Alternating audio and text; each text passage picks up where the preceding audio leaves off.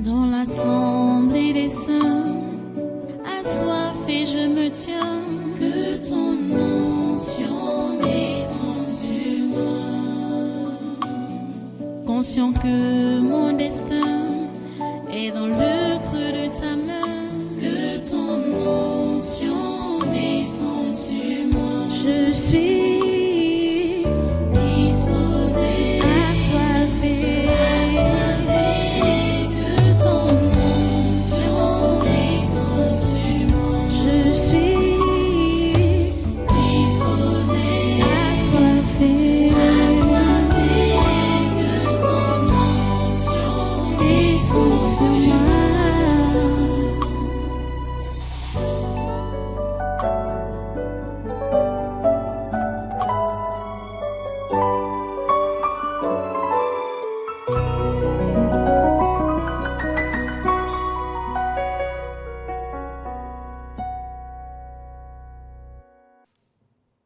Alléluia. Béni soit le Seigneur. Voilà, tu restes debout et tu prends ta Bible. Nous allons continuer je peux dire notre séminaire, hein? C'est pas. Tu entends la voix de qui? Tu as ouvert à qui? Tu as ouvert ta porte à qui? Ok, on est dans Jean 10. J'ai dit on va scruter bien ce chapitre, le chapitre 10, donc de l'évangile de Jean. On va lire, pour commencer, 3 versets, versets 14 à 16. Jean 10, versets 14 à 16. C'est Jésus qui parle. Et il dit, « Je connais mes brebis et elles me connaissent. Comme le Père me connaît et comme je connais le Père, et je donne ma vie pour mes brebis. J'ai encore d'autres brebis qui ne sont pas de cette bergerie. Celles-là, il faut que je les amène. Elles entendront ma voix et il y aura un seul troupeau, un seul berger. » Prions le Seigneur. Dieu Tout-Puissant, nous te remercions pour ta parole que tu nous donnes en ce temps-ci. Nous te remercions parce que ton esprit n'a pas changé, il est le même. Et tu as dit que quand il va venir, il va nous enseigner toute la vérité, nous expliquer bien ta parole. Et c'est ce qui se passe. Nous te remercions, Seigneur, pour la présence de ton esprit béni. À toi toute la gloire et tous les honneurs. Merci d'ouvrir encore les oreilles à tes enfants en cette matinée et de permettre que chacun reçoive l'instruction appropriée. Toi, le bon berger, tu parles à ton troupeau, tu parles à tes brebis, permets qu'ils entendent ta voix. Au nom puissant de Jésus, et qu'ils puissent fermer leurs portes aux étrangers. À toi toute la gloire et tous les honneurs. Au nom puissant de Jésus, j'ai prié. Amen, amen. Voilà, prends place dans une présence. Soyez tous les bienvenus à ce congrès surnaturel de ce 9 mars 2025. Jésus dit ici qu'il a encore d'autres brebis qui ne sont pas de cette bergerie. Celles-là, il faut que je les amène. C'est de nous qu'il parlait en ce temps-là. Il dit, celles-là, il faut que je les amène. Elles entendront ma voix et il y aura un seul troupeau, un seul berger. Un seul troupeau, un seul berger. Les amis, quand je vois ce qui se passe dans le monde aujourd'hui,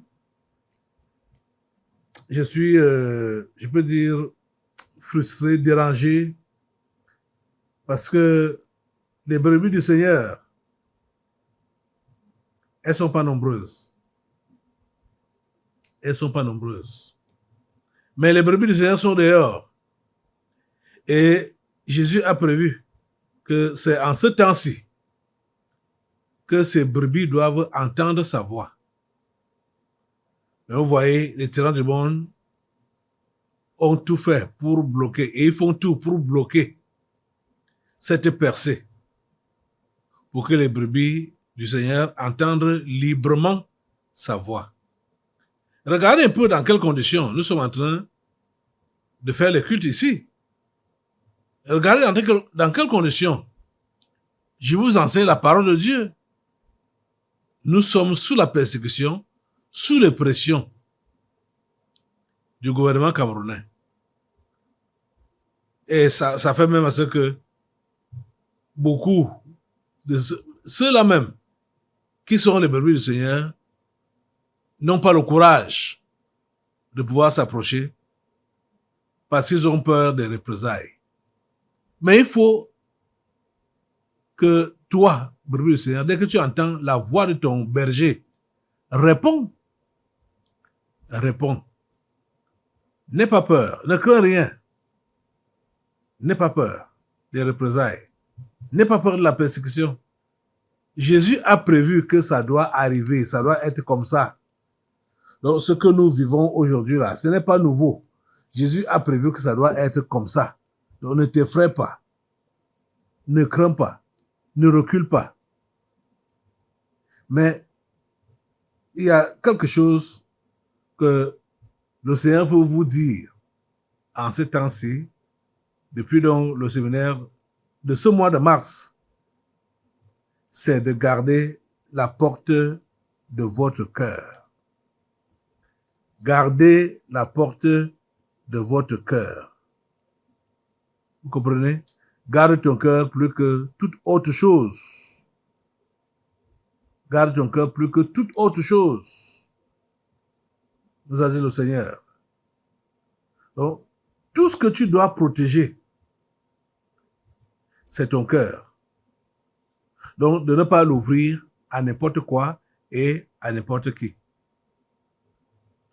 Le Seigneur dit qu'il a des brebis qui ne sont pas de la bergerie. Donc, à l'époque où il était là, il dit que celles-là, il faut que je les amène. Elles entendront ma voix et il y aura un seul troupeau, un seul berger. Vous voyez que l'église de Jésus-Christ aujourd'hui doit fonctionner comme l'église primitive, comme l'église à cette époque qu'il était là avec les disciples. Ça doit être, c'est la même église. Ce n'est pas deux églises. Donc, il n'y a pas question d'église moderne. Il n'y a pas question d'église moderne. Il n'y a pas question que l'église du passé, parce que c'est comme ça que plusieurs prennent aujourd'hui les choses. Ils prennent que il y a le christianisme des temps passés et le christianisme des temps modernes. Le christianisme des temps modernes, c'est la religion. Ce n'est rien d'autre que la religion. On n'a pas besoin de ça. On doit repartir dans l'authenticité qui est dans la Bible. L'enseignement biblique est le même pour toutes les générations. Vous comprenez? L'enseignement biblique est le même pour toutes les générations. Qu'on ne vous trompe pas. Qu'on ne vous trompe pas. Donc, les amis, votre cœur là, ce n'est que à votre berger que vous devez l'ouvrir. Votre berger, Jésus-Christ.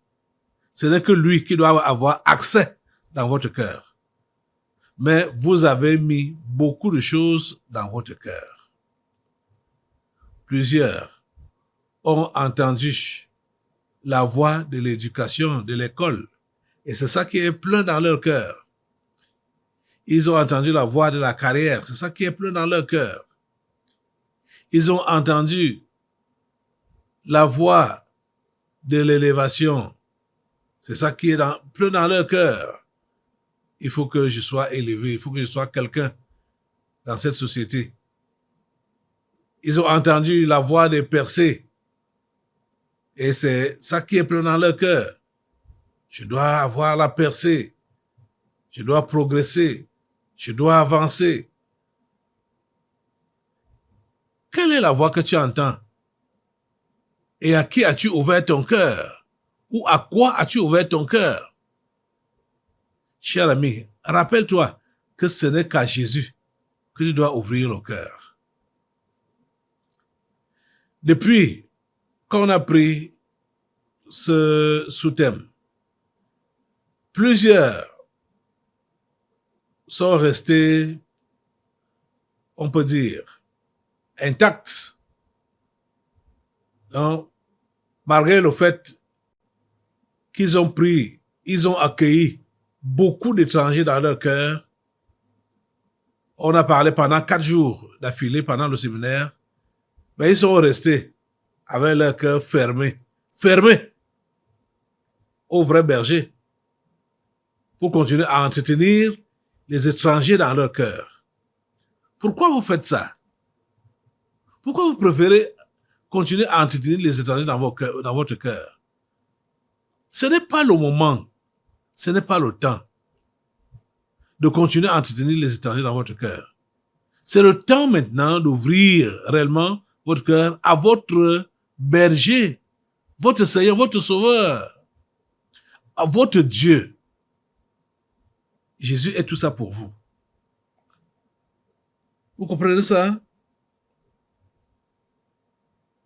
Oh Dieu, permets que ces gens entendent le son de ta voix,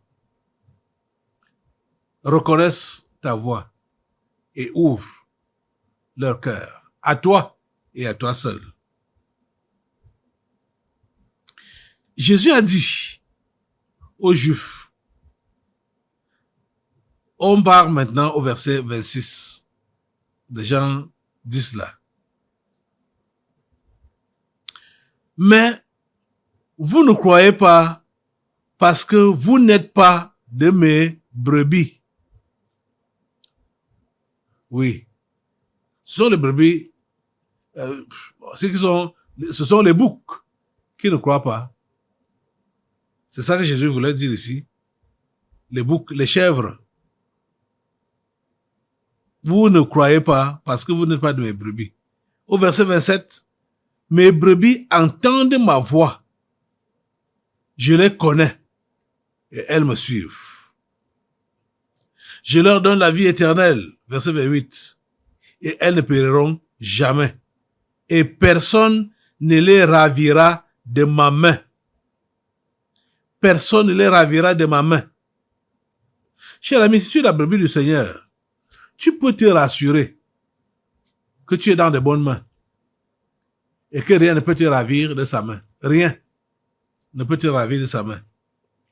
Mon Père qui me les a donnés est plus grand que tous et personne ne peut les ravir de la main de mon Père.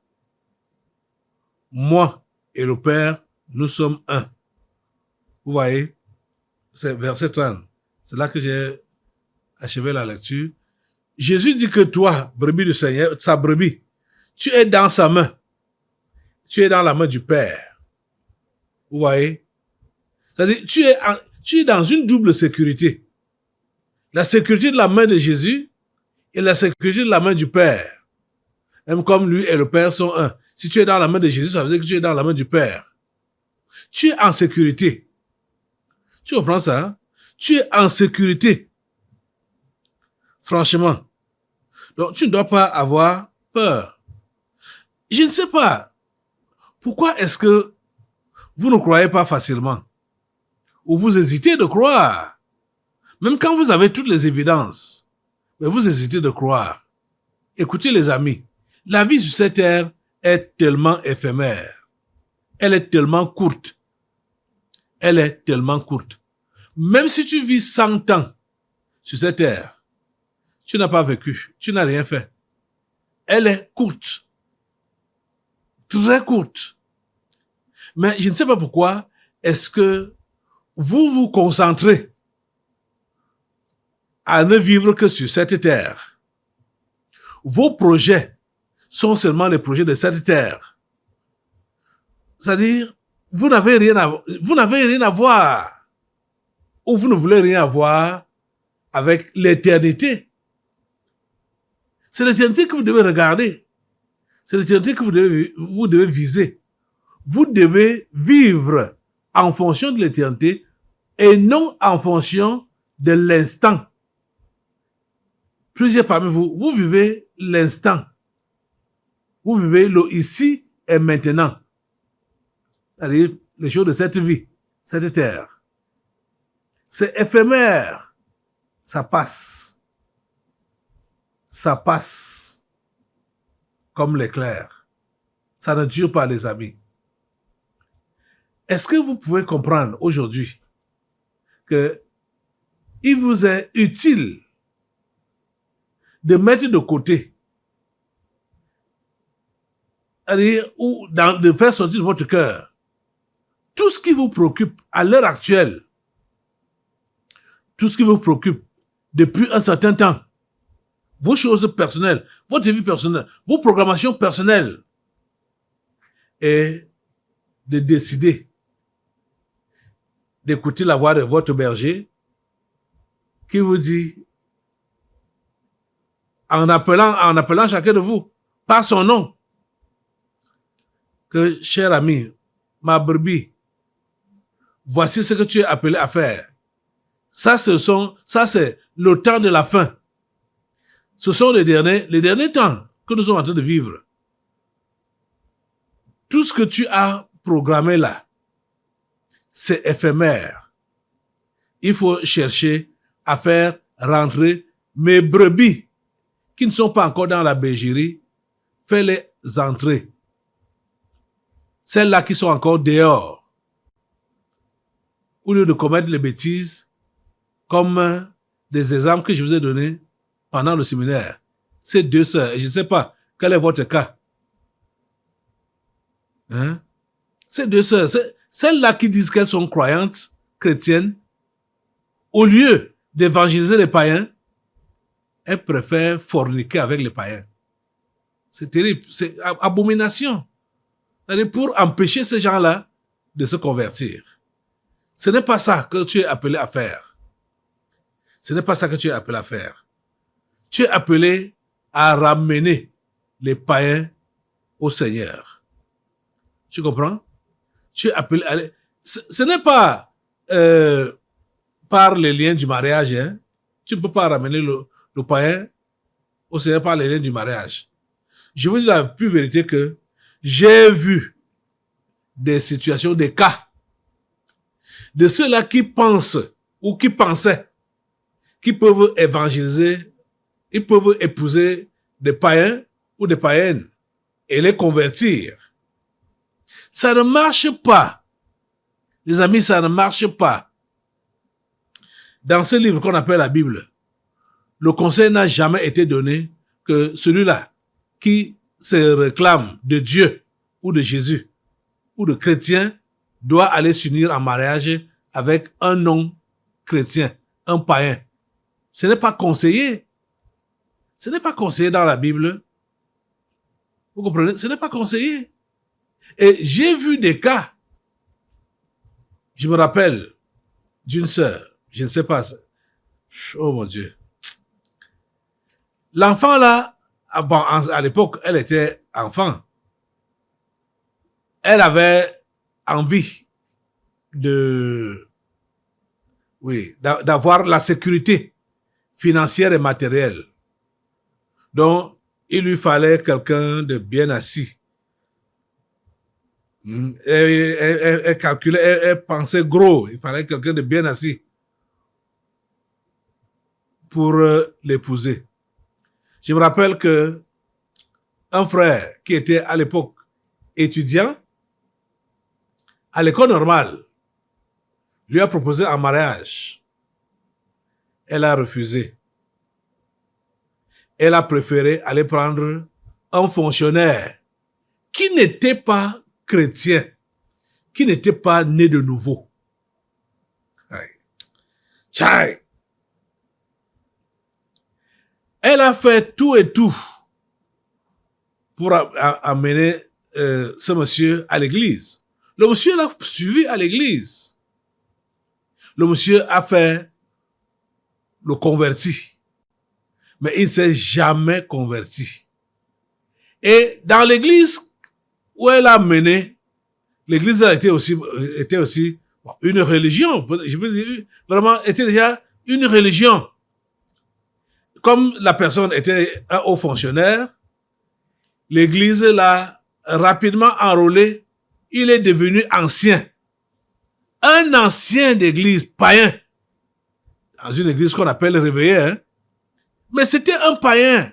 Le gars ne s'est pas converti. Même pas un peu. Même pas un peu. Oh, les amis.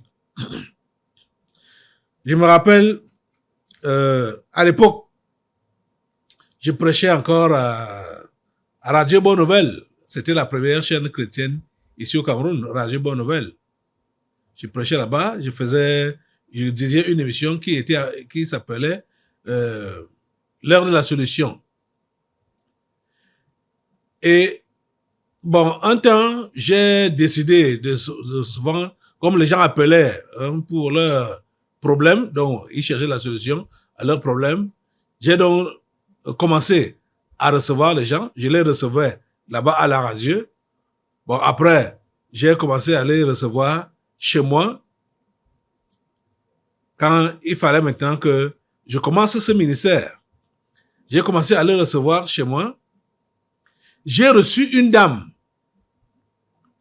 J'ai reçu une dame qui voulait se convertir et qui était malade. Oh Dieu, tu es grand. Cette dame était malade et elle m'a soumis sa maladie, voulait la guérison et elle confessait que dans sa maladie, elle a eu à forniquer ou à commettre l'adultère avec des gens. Et parmi les gens avec qui elle a commis ce péché d'impudicité, il y avait le mari de cette sœur dont je vous parle, ancien d'église. Il était parmi ces gens-là.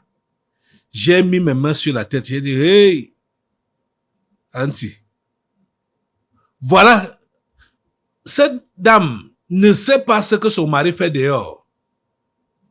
Et voilà, son mari est allé commettre l'impudicité avec cette femme qui est malade. Et elle ne sait pas. Vous voyez ça? Pourtant, dans l'église, on sait que c'est un croyant, il est même ancien. Donc, qu'est-ce que je veux dire? Le mariage de ce couple a été célébré dans cette église. Mais ce monsieur, lui, n'avait jamais connu la conversion. Il n'était jamais né de nouveau. Mais quand la sœur forçait le mariage avec lui, c'était pour le convertir. Ça ne se passe pas comme ça, les amis. Ça ne se passe. J'ai dit, je peux vous multiplier des exemples. Ça ne se passe pas comme ça. Hein? Ça ne se passe pas comme ça. Je vous assure. C'est pas ça, ce n'est pas le modèle que Dieu a tracé. Ce n'est pas le modèle. Hein? Le modèle, c'est que le chrétien épouse le chrétien, la chrétienne. Oui, le chrétien épouse la chrétienne. C'est comme ça. Le croyant, hein, véritable là, en Jésus, épouse la croyante. Vous voyez? Mais aujourd'hui, les gens ont baissé le standard. Et ça se passe comme dans la religion. On sait que un protestant peut épouser un catholique, épouser un adventiste, épouser machin. Bon, entre interreligieux, les mariages se passent interreligieux, hein, c'est sans problème. Mais ce n'est pas ça dans la vraie chrétienté. La chrétienté demande que le croyant, le chrétien véritable épouse la chrétienne véritable. C'est comme ça que ça se passe. Vous comprenez? Il il faut entendre la voix de Dieu, la voix du berger, dans ce domaine-là. Quand vous entendez que Jésus dit ici, mes brebis entendent ma voix, je les connais et elles me suivent.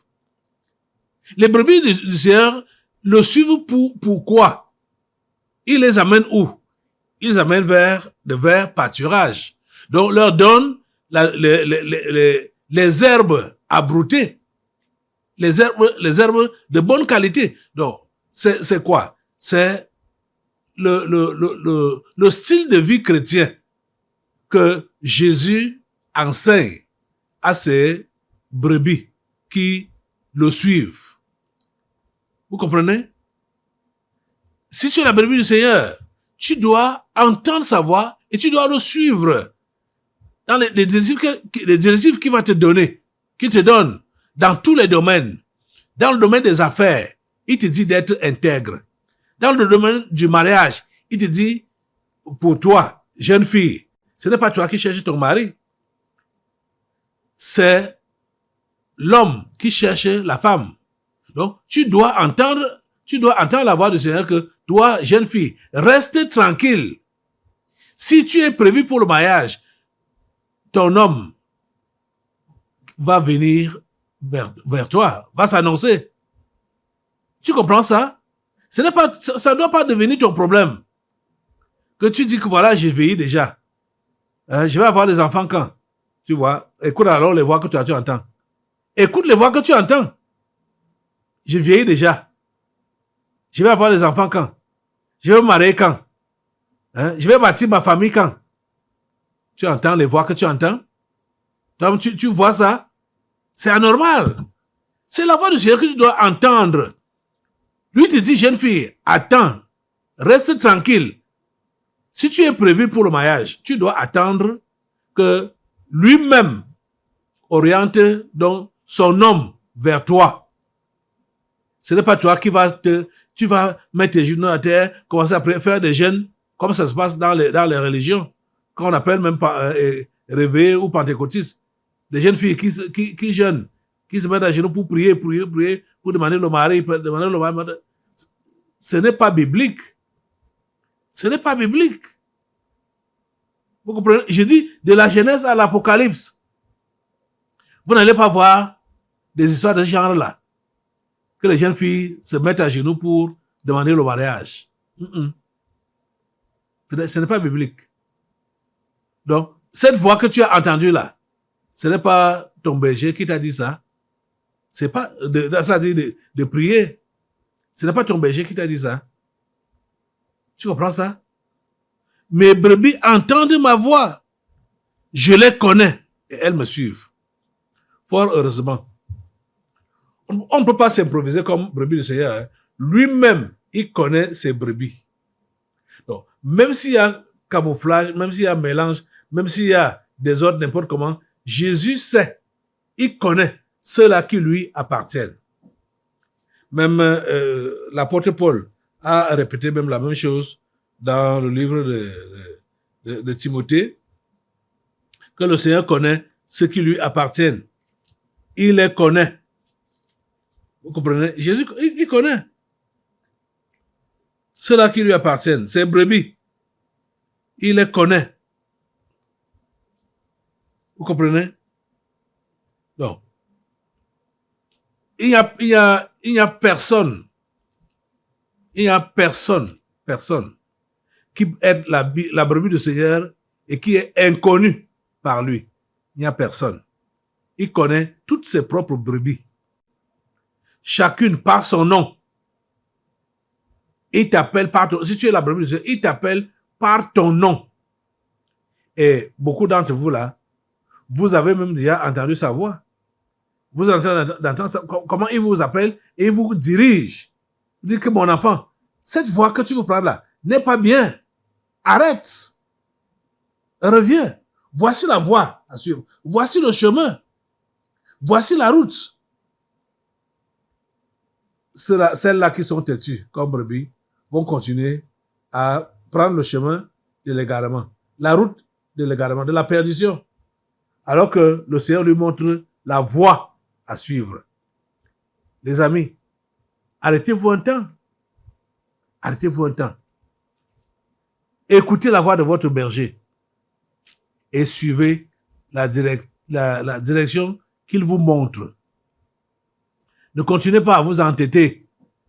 Ne continuez pas à héberger les étrangers en vous, dans votre cœur, dans votre vie. Ne continuez pas à le faire.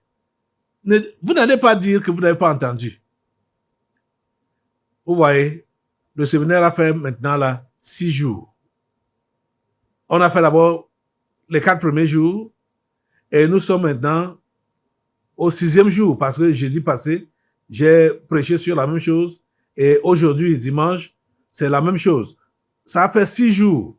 Tu ne dois pas dire que tu n'as pas entendu. Tu dois t'arrêter et tu dois toi-même décider de mettre dehors tous les étrangers que tu as fait venir dans ton cœur. Tous les étrangers que tu as hébergés dans ton cœur, mets-les dehors. Et c'est Jésus seul qui doit rester dans ton cœur. Les étrangers, c'est qui? Toutes ces choses viles et vaines que tu as invitées là, dans ton cœur là, il faut les faire sortir. Fais-les sortir. Chasse-les de ton cœur là. La mondanité, chasse ça de ton cœur. Le mariage, le succès, machin. Tout ça, chasse ça de ton cœur. Et laisse Jésus occuper ton cœur. Et laisse-le t'orienter vers la vraie nourriture, de vers pâturage. Tu comprends? Tu peux le faire. Tu es capable. Lève-toi sur tes 2 pieds et prends la décision de mettre hors de ton cœur, hors de ta vie, tout ce qui ne glorifie pas le Seigneur. Tous ces étrangers-là. Comme tu les connais, nomme-les et dis à chacun d'entre eux que sa place n'est pas dans ton cœur. Ton cœur appartient à Jésus. Dis-lui ça, dis-leur ça, que ton cœur appartient à Jésus et à lui seul.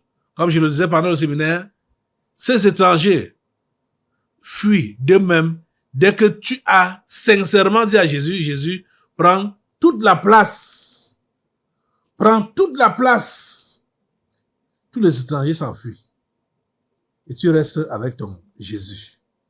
Et tu peux maintenant faire ce pourquoi il t'a créé et ce pourquoi il t'a sauvé. Seigneur, merci d'agir dans ces vies. Merci Seigneur de les disposer pour ton œuvre. Tu as dit que tu as d'autres brebis qui sont hors de la bergerie. À l'époque où tu parlais ici, que celles-là, il faut que tu les... il faut qu'ils entendent, il faut que tu les ramènes, il faut que tu les amènes. Ils doivent entendre ta voix. Tu n'es plus là physiquement, mais tu nous as sauvés pour que nous puissions continuer dans ce travail. S'il te plaît, donne à tes brebis qui entendent ta voix maintenant de comprendre que c'est le travail qu'ils sont appelés à faire. Donc, ramenez tes brebis dans la bergerie. Oh Dieu, s'il te plaît, fais-le. Au nom puissant de Jésus. J'ai prié. Amen. Assois-toi. Nous allons maintenant passer aux délivrances prophétiques. Dans l'assemblée des saints, assoiffé je me tiens, que ton onction descende sur moi. Conscient que mon destin